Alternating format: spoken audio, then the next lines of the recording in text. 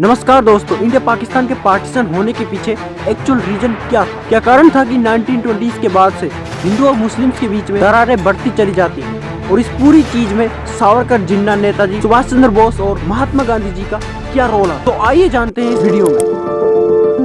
Here was a newly created free nation with the second largest population in the world, a country potentially capable of assuming leadership of the Far East. Its independence from the British, who ruled India for nearly 200 years, had been won only after a long and bitter struggle. Britain's departure brought glee. Partition would bring horror.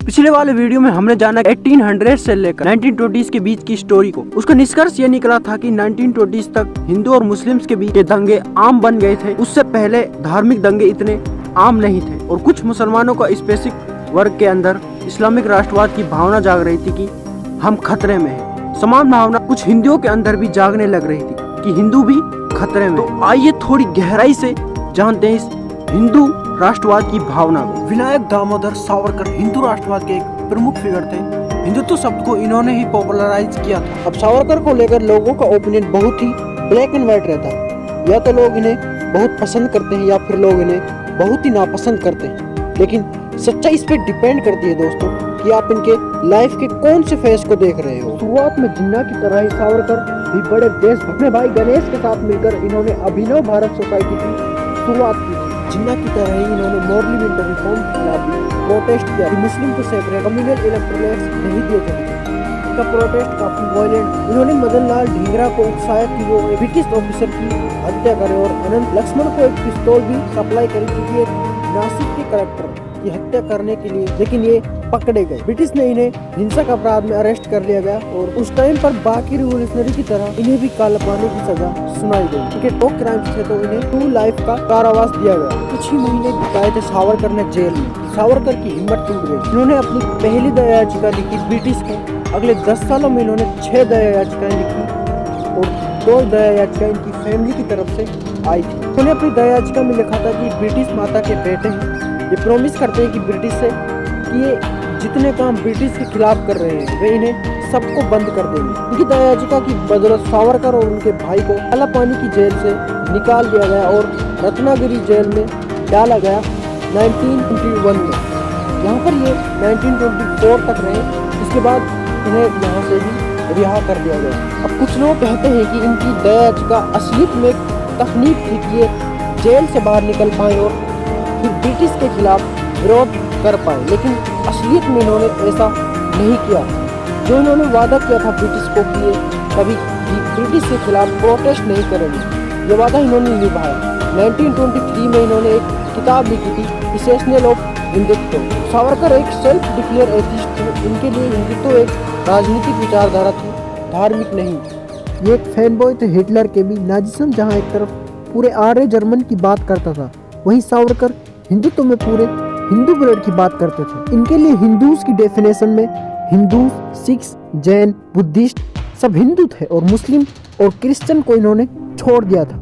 इस video में Hindu nationalism को इसलिए रखा गया है ताकि आप Hindu nationalism, मुस्लिम nationalism और इंडियन नेशनलिज्म को समझ पाएं। जहां एक तरफ सावरकर जैसे लोग थे जो हिंदुत्व विचारधारा में विश्वास करते थे, उसके विरोधाभास में लोग थे बाल गंगाधर तिलक जैसे। तिलक भी एक हिंदू थे और सामाजिक रूप से रूढ़िवादी आदमी थे, लेकिन कई मायनों में ये सही में इतने रूढ़िवादी थे कि जब लड़कियों के लिए स्कूल खोला जाता था तो ये उन्हें अपोज करते थे और ये अपोज कर रहे थे इस डिसीजन को भी लड़कियों मैरिज एज को 10 से बढ़ाकर 12 साल कर दिया जाए। लेकिन रूढ़िवादी होने के बावजूद तिलक उन लोगों में से थे जिनकी राष्ट्रवाद विचारधारा समग्रता में विश्वास रखती थी, लोगों को साथ जोड़ने में विश्वास रखती थी, लोगों को धर्म के नाम पर बांटती नहीं थी। बाल गंगाधर तिलक की निकटतम सहयोगी में से एक एक्चुअली में थे मोहम्मद अली जिन्ना, जिन्होंने मदद करी थी तिलक को कई राजद्रोह के केसेस में इनके साथ फाइट करी थी। जहाँ एक तरफ ब्रिटिश के खिलाफ इंडियन नेशनलिज्म मूवमेंट का क्रेडिट काफी हद तक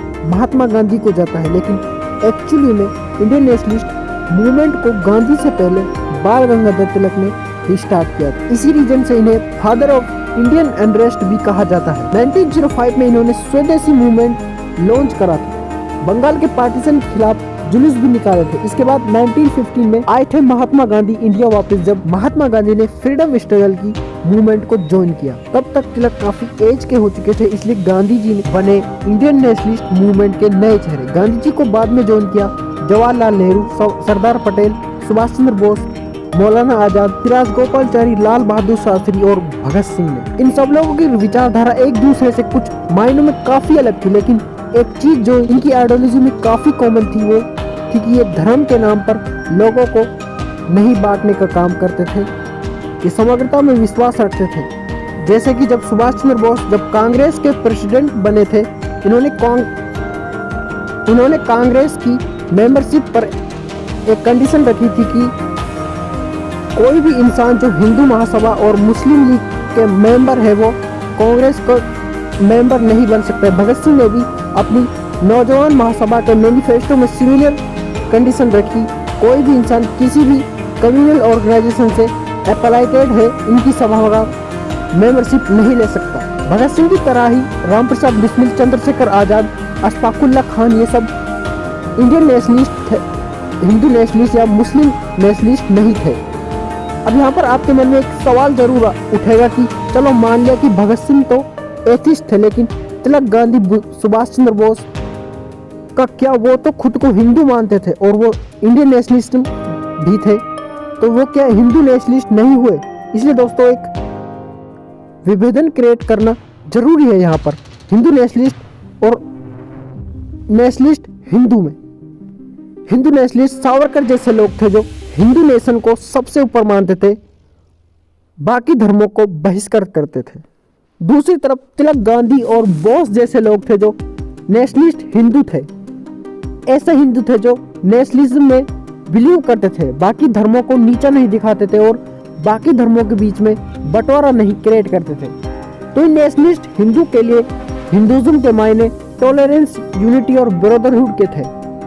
ये डेफिनेशन सुनने में आपको शायद अजीब लगेगी, लेकिन ये ऐसी चीज नहीं है जो मैं अपने मन से क्रिएट कर रहा हूँ। शब्दावली दुनिया भर में काफी जगह में इस्तेमाल करी जाती है। जब भी आप किसी न्यूज़पेपर रिपोर्ट्स में सुनते हैं कि जूइश नेशनलिस्ट के बारे में, जो मैं तो अक्सर उन लोगों का चिन्हित किया जाता है जो लोग अपने धर्म को देश से ऊपर मानते हैं, जो लोग मानते हैं कि उनका देश एक धर्म से आइडेंटिफाई किया जाना चाहिए। सेम चीज मुस्लिम नेशनलिस्ट के साथ भी थी और आज़ादी के पहले मुस्लिम लीग से पहले मुस्लिम नेशनलिस्ट थे, जैसे कि रहमत अली 1930s में सोहरावर्दी और 1930s के बाद जिन्ना भी मुस्लिम नेशनलिस्ट बन गए थे। दूसरी तरफ नेशनलिस्ट मुस्लिम भी थे, जैसे कि मौलाना आजाद और अब्दुल गफ्फार खान, जिनका मानना था कि देश धर्म से ऊपर आता है और हमें अलग से अपने धर्म के लिए अलग देश बनाने की कोई ज़रूरत नहीं है। ऑल इंडिया आज़ाद मुस्लिम कॉन्फ्रेंस ये एक ऐसी ऑर्गेनाइजेशन थी जिसके अंदर कई नेशनलिस्ट मुस्लिम पार्टी जुड़ी हुई थी। इनके स्लोगन्स थे we are Indians and India is our home. ये अपने धर्म के लिए कोई अलग देश नहीं बनाना चाहते थे, जो कि एक बड़ा कॉन्ट्रास्ट था मुस्लिम लीग जैसी ऑर्गेनाइजेशन के लिए।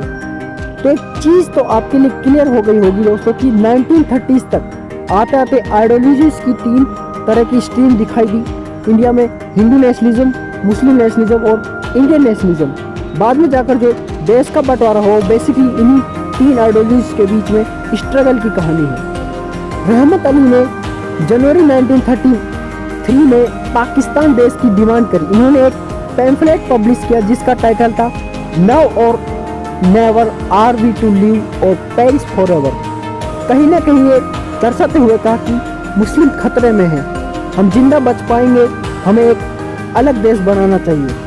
इन्होंने कहा कि 5 नॉर्दर्न यूनिट्स हैं इंडिया की, पंजाब, अफगान, कश्मीर, सिंध और बलूचिस्तान, इन सबको एक मुस्लिम स्टेट बना देना चाहिए जो कि इंडिपेंडेंट होंगी इंडियन फेडरेशन से। दूसरी तरफ 1937 में हिंदू महासभा के अहमदाबाद के सेशन में 2 नेशन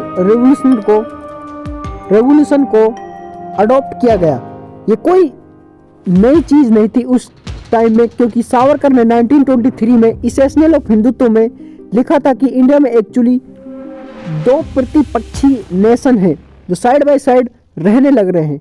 कुछ पॉलिटिशियन को लगता है कि इंडिया एक हार्मोनियस देश है, एक देश है लेकिन इंडिया के ही अंदर ही दो अलग अलग देश मौजूद हैं, हिंदूज और मुस्लिम्स।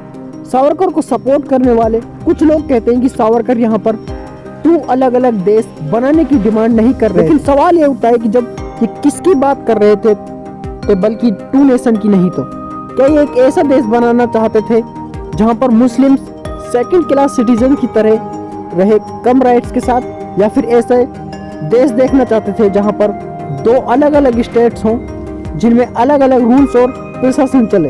ये एक ऐसा सवाल है जिसका जवाब हिंदू नेशनलिस्ट ऑर्गेनाइजेशन के पास आज तक नहीं है। 1939 में इंग्लैंड जर्मनी के खिलाफ जंग डिक्लेयर कर देता है, वर्ल्ड वॉर 2 की शुरुआत हो जाती है। इंडिया के बहुत सारे लिलिथ गो अनाउंस करते हैं कि इंडिया भी जर्मनी के खिलाफ फाइट करेगा, लेकिन कांग्रेस इसे ऑब्जेक्ट करती है।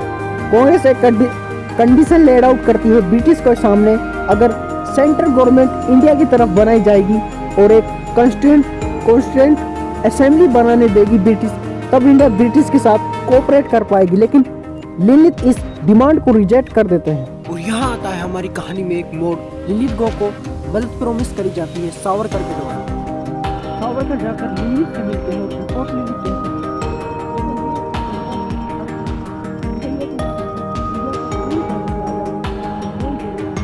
हिंदू महासभा कहता है कि इंडिया को बस एक अधिराज्य स्थिति दे दिया जाए और वार खत्म होने के बाद 1937 में जो नेशन वाइज इलेक्शन होती है उसमें कांग्रेस मेजोरिटी सीट से जीतती है।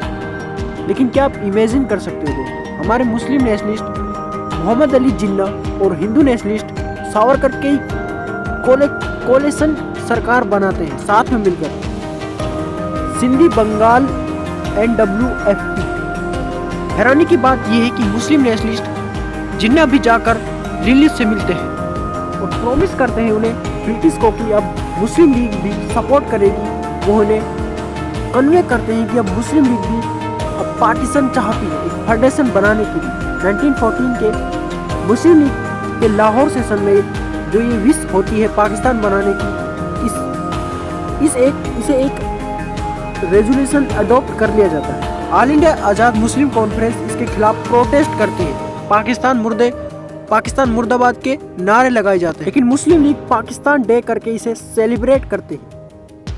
1940 में सावरकर सुभाष चंद्र बोस जिन्ना से मिलते हैं इस उम्मीद में कि शायद उन्हें वो कन्विंस कर पाए ऑल पार्टी यूनिटी के लिए, दोनों धर्मों के बीच यूनिटी बनाए रखने के लिए, लेकिन दोनों ही डिनाई कर देते हैं इस कॉरपोरेशन से। अगस्त 1942 में Mahatma Gandhi quit India movement launch करते हैं, लेकिन सावरकर और जिन्ना अभी भी इसके खिलाफ थे। ये दोनों इस मूवमेंट को बॉयकॉट करने की मांग उठाते हैं। इतना ही नहीं बल्कि ब्रिटिश को अपना फुल कॉरपोरेशन भी ऑफर करते हैं, मास रिक्रूटमेंट शुरू कर देते हैं सोल्जर्स के लिए, ब्रिटिश आर्मी के लिए। इसके ऊपर सोमा प्रसाद ब्रिटिश को लेटर भी लिखते हैं ये ऑफर करने के लिए कि ये क्विट इंडिया मूवमेंट को क्रश कर सकते हैं। सावरकर के कॉन्ट्रास्ट में थे एक बहादुर इंसान जिनका नाम था बटुकेश्वर दत्त। ये भगत सिंह के कॉमरेड थे। ये वो इंसान थे जिन्होंने असेंबली में बॉम्ब फेंका था। ये काला पानी की जेल में भी 13 साल बिताते हैं और 13 साल बाद रिलीज होकर क्विट इंडिया मूवमेंट को ज्वाइन कर लेते हैं।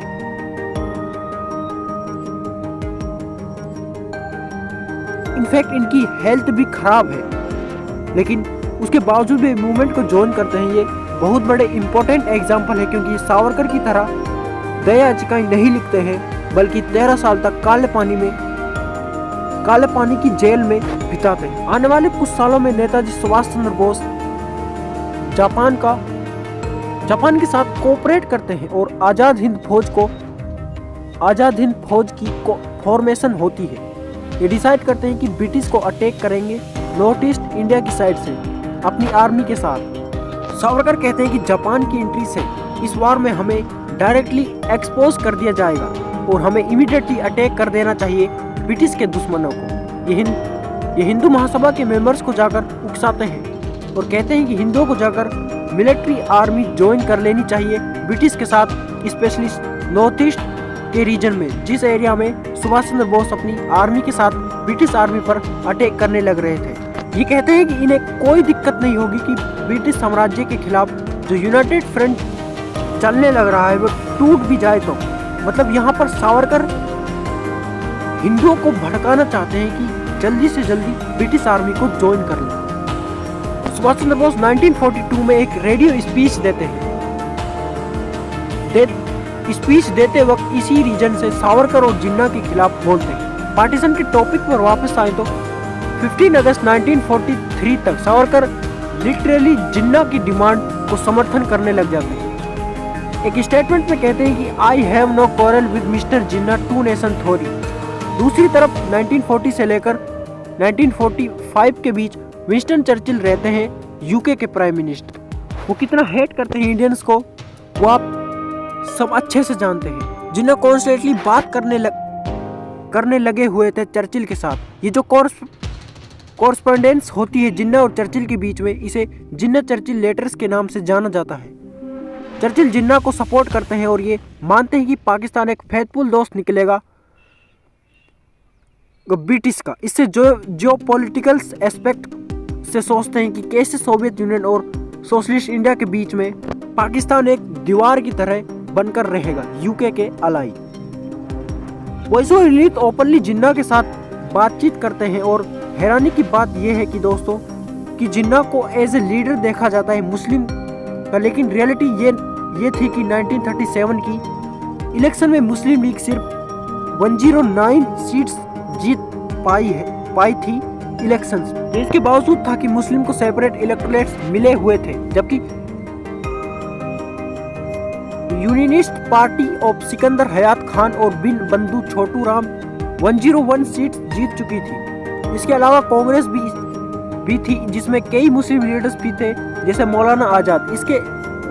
इन सब के बावजूद भी जिन्ना को और मुस्लिम लीग को क्यों एक्सेप्ट किया जाता है as a voice of Muslim? इसके पीछे सिंपल रीजन ये है कि ब्रिटिश भी उस टाइम डिवाइड एंड रूल की पॉलिसी में विश्वास कर रहा था। दोनों ही सावरकर और जिन्ना काफी फिट बैठ रहे थे ब्रिटिश की इस पॉलिसी में। 1946 की इलेक्शन होती है, उसके बाद जिन्ना की वैधता और भी ज्यादा बढ़ जाती है। हालांकि हिंदू महासभा की सीट्स 12 से गिरकर 0 पर आ जाती है और श्यामा प्रसाद मुखर्जी एक इंडिपेंडेंट सीट जीतते हैं। मुस्लिम लीग की सीट्स 106 से बढ़कर 425 तक पहुंच जाती है। आउट ऑफ 11 प्रांतों 2 में वो अपनी मिनिस्ट्रीज फॉर्म करते हैं, बंगाल और सिंध में। ये और एक कारण था कि जिन्ना को एक प्रतिनिधि देखा जाता है मुसलमानों का। हालांकि हमें ये चीज नहीं भूलनी चाहिए कि इन इलेक्शन में लिमिटेड फ्रेंचाइज थी based on money and property. सिर्फ 14% एडल्ट मुस्लिम वोट कर पाए थे इन इलेक्शन में, 86% वोट नहीं कर पाए थे। 1945 में यूके में जब इलेक्शन होती है, जब चर्चिल को रिप्लेस कर दिया जाता है left wing labour party politician Clement Attlee के द्वारा, तो ये वो यूके के प्राइम मिनिस्टर हैं जो पार्टीशन के अगेंस्ट होते हैं। अपनी पूरी कोशिश करते हैं पार्टीशन को अवॉइड करने के लिए। 1946 में ये कैबिनेट मिशन भेजते हैं अपना। 1943 में लिनिथ को भी रिप्लेस कर दिया जाता है वेवल के द्वारा, और ये भी पार्टीशन के अगेंस्ट है। लेकिन प्रॉब्लम ये है कि जो कैबिनेट मिशन का प्लान है वो बड़ा ही स्टूपिड है। ये पर्पस करते हैं कि इंडिया को group A, group B, group C और राजसी सीट्स में डिवाइड कर दिया जाए। इस प्लान को अकॉर्डिंग इंडिया की सेंट्रल गवर्नमेंट होगी, उसके पास डिफेंस और फॉरेन अफेयर्स और कम्युनिकेशन का कंट्रोल रहेगा। तो इसके बाद जवाहरलाल नेहरू कहते हैं कि ये कैसी सेंट्रल गवर्नमेंट होगी जो पॉवर्टी को भी दूर नहीं कर पाएगी और ना ही इंडस्ट्रियलाइजेशन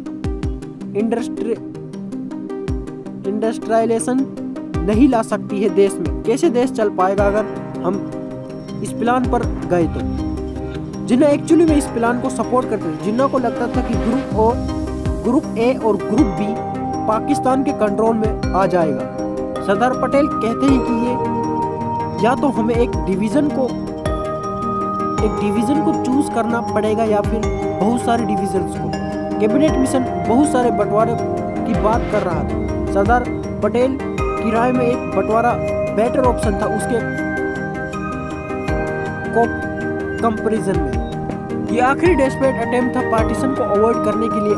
आगे की कहानी आप जानते ही हैं। तो एक्सट्रीमिस्ट की वजह से और लोग भड़के और दंगे हुए। 15 अगस्त 1946 को जिन्ना डायरेक्ट एक्शन डे अनाउंस कर देते हैं, जिसे बेसिकली एक कॉल ऑफ राइट्स की तरह देख लिया जाता है। कलकत्ता में दंगे होते दिखाई देते हैं, जिसमें कई हिंदू मारे जाते हैं। गांधी अपनी जान को बखेल कर वहां जाते हैं और हिंदुओं को बचाने के लिए। एक तरफ जहां यूके के प्राइम मिनिस्टर और नए वॉइसरॉय पार्टीशन को होने नहीं देना चाहते थे, वो दूसरी तरफ वो इस इंडिया पाकिस्तान की सिचुएशन को निपटाना चाहते थे। टाइम की कमी थी, कभी कोई कॉन्सेक्स था, इसलिए माउंटबेटन का प्लान को एक्सेप्ट कर लिया जाता है 3 जून 1947 को। हालांकि माउंटबेटन का टाइम दिया जाता है अंटिल जून 1948 तक, लेकिन कुछ रीजंस की वजह से उन्होंने काफ़ी जल्दी करी और ब्रिटिश ट्रूप्स पर में ये तैयार नहीं थे।